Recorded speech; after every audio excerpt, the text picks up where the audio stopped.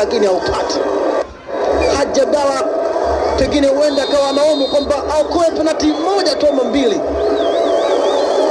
Ni Dio alimfunga Haji Abdalla katika kipindi.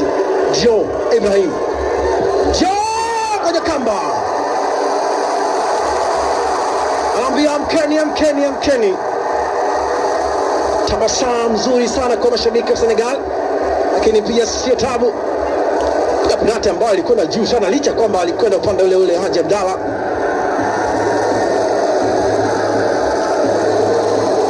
Bila tabani atakuona jezi nambari 14 Idrissa Kiandemo alipiga penalti ya tatu dhidi ya Misri na alifunga. Idrissa Kiandemo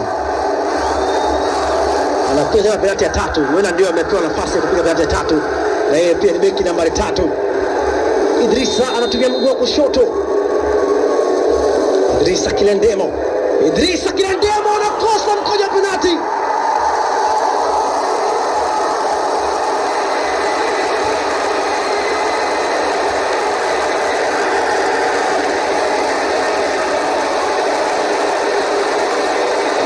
Idrissa Kiandemo anapaisha ule mpira. Sauti hawezi kumsaidia mpira kushuka kwenye kamba. Kushangaa kuwezi kumsaidia mpira kwenda kwenye kamba. Cheikh Dior wa Senegal ndiye ambaye sasa anaweza kuenda kumfanya binti huyo ashendelee kushangilia, endelee kushangilia ama astaajabu. Haji Abdalla atafanya nini katika huu mkojo wa penalti wa Cheikh Dior? Mlinzi wa kati Cheikh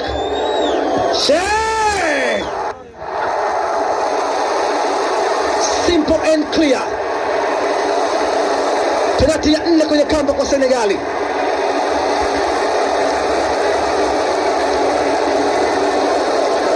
Haji Abdalla ameuzwa. Penalti good kabisa ile. Penalti elekezi. Kiambia ongezeni sauti siwasikii.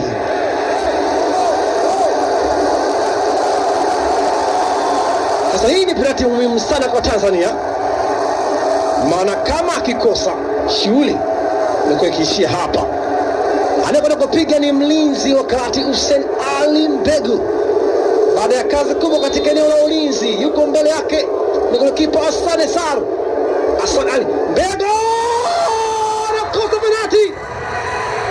Assane Sarr wa Senegal golikipa